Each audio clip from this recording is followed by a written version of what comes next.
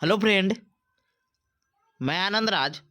आप सबको भी देखिए, आज हम शिक्षक नियोजन जो 7वां चरण से रिलेटेड है। देखिए, दो चीज़ हो रहा है, स्टेट का भी बात हो रहा है, उसका भी हम वीडियो बना देंगे कि क्या सही है, क्या मतलब कब से स्टार्ट होगा।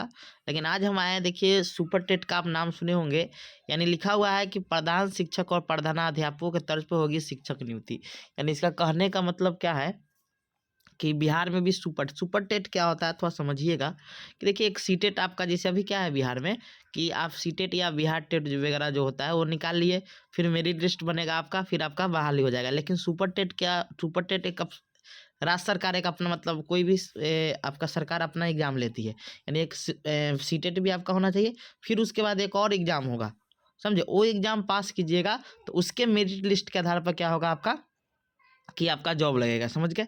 जैसे आपका यूपी वगैरह में होता है कि आप सीटेट निकाल लिए हैं तो आप जाके सुपर टेट दीजिए, उसमें आप निकाल लीजिएगा तो फिर आपका हो जाएगा। तो वही कह रहा है, यहाँ पर लिखा हुआ है पेपर में 7वें चरण से कि नियोजन नियमावली में बदलाव की तैयारी, प्रधान शिक्षक और प्रधानाध्यापकों के तर्ज पर होगी शिक्षक नीति।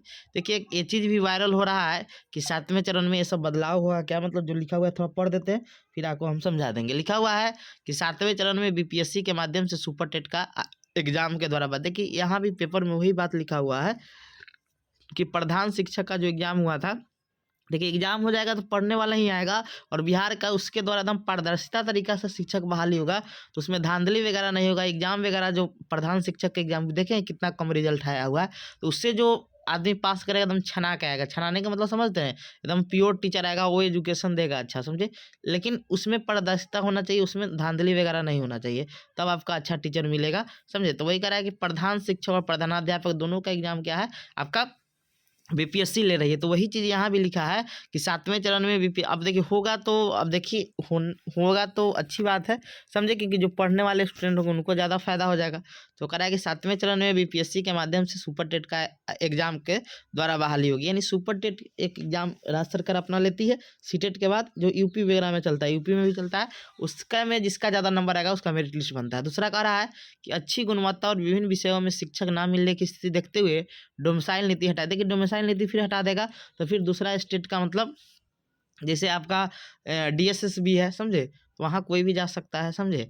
तो वैसे ही क्योंकि रोका हुआ था कि सिर्फ बिहार के आदमी ही बिहार मतलब टीचर बन सकते, ये थोड़ा खराब है। ये चीज़ बिहार में ही रहना है, क्योंकि बिहार के बच्चा को शामिल करना चाहिए, क्योंकि वो अपने परिप्रेक्ष्य को देख रहे हैं, समझे। तो ये हो गया 2 नंबर। यानी डोमिसाइल नीति हटाने के मतलब कोई भी आके, कोई भी स्टेट का आके बिहार में टीचर बन सकता है, जो पहले से बनता था आपका। फिर जो 20 का नियमावली आया तो उसमें बोला कि नहीं, सिर्फ बिहार के ही जो अस्थाई है, निवासी है, वही शिक्षक बन सकते हैं। फिर अब कह रहा है, ये तीसरा बहुत अच्छा चीज़ है कि महिला अभ्यर्थी के पास नहीं रहने की स्थिति में, यानी उस सीट पर महिला अभ्यर्थी नहीं गई, तो महिला अभ्यर्थी के न रहने की स्थिति में उस कोटे में पुरुष शिक्षकों की नियुक्ति होगी। यानी बहुत अच्छी बात है, हो जाएगा तो। यानी जिस महिला का सीट आरक्षित है, समझे, 5 को महिला का, वहाँ पर महिला कोई आरक्षित नहीं हुआ तो वहाँ पर उस सीट को पुरुष को अलॉट कर दिया जाएगा। ये अच्छी बात है, समझ गए।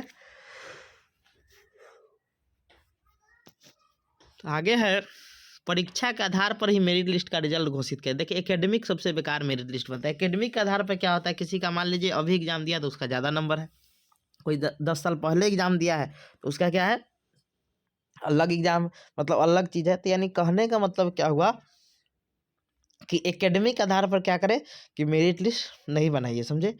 आप मतलब जो एग्जाम हुआ है उसके आधार पर बनाइए। तो वही कह रहा है कि परीक्षा के आधार पर ही मेरिट लिस्ट के द्वारा रिजल्ट घोषित कर दिया जाए।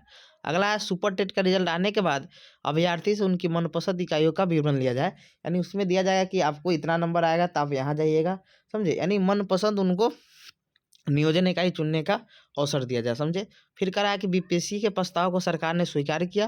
मतलब ये सब लिखा हुआ है, जो ये देखिए, ये ऑथेंटिक ऑफिशियली कोई आएगा तभी उसको ऑथेंटिक मान सकते हैं, समझ गया। इसे लिखा हुआ है, इसमें आगे लिखा हुआ है कि बीपीएससी के माध्यम से शिक्षक बनने पर नियोजित शिक्षक नहीं कहलाएंगे बल्कि नियुक्त शिक्षक कहलाएंगे। यानी बीपीएससी जो एग्जाम लेगी और उसके बाद जो उसे मतलब नियोजित शिक्षक नहीं बोलेंगे, उसे नियुक्त शिक्षक बोला जाएगा। अगला है कि 20 से 25 दिसंबर तक शिक्षक नियमावली को जारी कर दिया जाएगा, ये लिखा हुआ है जो है। उसके बाद लिखा है कि सुप्रीम कोर्ट के फैसले, अब बीएड वाले जो है, ऐसे आपका है कि एनसीटी में रूल है आपका कि 6 महीना का, जैसे बीएड वाले टीचर बनेंगे तो उनको 6 महीना का ब्रिज कोर्स करना होगा, उसके बाद वो लोग भी प्राइमरी में पढ़ा सकते हैं। तो ये लिखा है कि सुप्रीम कोर्ट के फैसले के बाद बीएड को 1 से 5 में शिक्षक बनने के योग्य समझा जाए या नहीं, ये तो निर्णय पर निर्भर करता है। समझे। अब एक चीज़ आपको बताते हैं, ये चीज़ हो गया। अब इनका स्टेटमेंट सुनाते हैं आपको, शिक्षा मंत्री जो प्रोफेसर चंद्रशेखर लिखे, ऊपर तो बता ही दिया है कि 7वां चरण शिक्षक नियमावली में बदलाव की तैयारी। अब देखिए लिखा है कि शिक्षा विभाग शिक्षक नियोजन नियमावली में बदलाव की तैयारी कर रहा है। शिक्षा मंत्री चंद्रशेखर ने शिक्षा विभाग के अफसरों की एक साझा बैठक ली। शिक्षा मंत्री ने कहा कि 7वें चरण में शिक्षकों की नियुक्ति का पैटर्न प्रधान अध्यापक और प्रधान शिक्षकों की भांति होगी। यानी वही बीपीएससी द्वारा एग्जाम होने के बाद चल रहा है। शिक्षकों की यह नियुक्ति विशेष वेतन पर करने का विचार किया जा रहा है। यानी एक उनका स्पेशल वेतन मिलना चाहिए, समझ गए। शुक्रवार को प्रभात खबर से बातचीत में शिक्षा मंत्री ने बताया कि शिक्षक नियोजन को पारदर्शी बनाने के प्रयास किए जा रहे हैं। 7वें चरण में शिक्षकों की नियुक्ति 2 से 3 माह में